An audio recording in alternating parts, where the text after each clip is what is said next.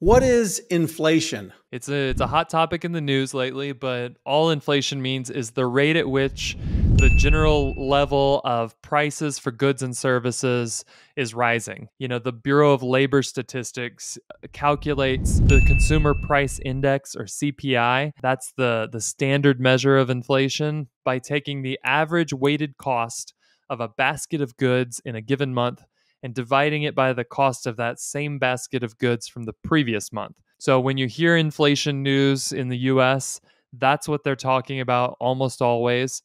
And that basket, you might wonder, well, what's in there? The biggest chunk of that basket is shelter. So the costs of rent and mortgages and housing. The next biggest chunk of it is food. So prices at the grocery store.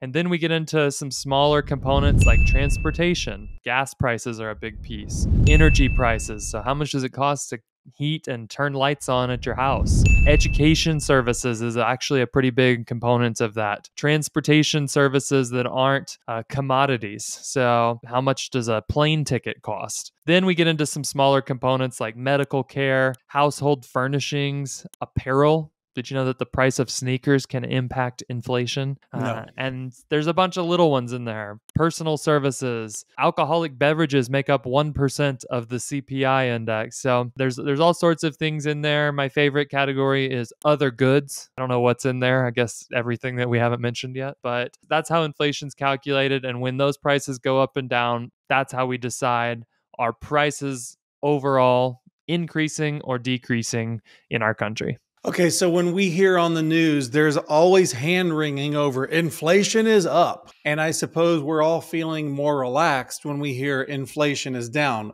Is basically what that means when I hear inflation is up, that prices are going up while pay isn't going up. Is that the idea? Is that what makes inflation? Not necessarily. So inflation is really a measure of prices.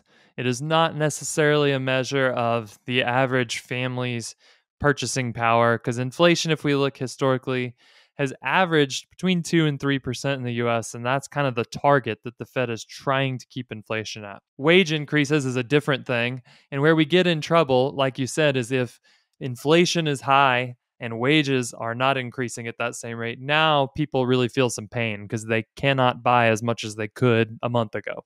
Great. For more financial education as well as inspiration and equipping for the biblical family leader, subscribe right now. You can do it right now to the Abraham's Wallet podcast. We're on YouTube, Apple Podcasts, Spotify, and your favorite podcast platforms.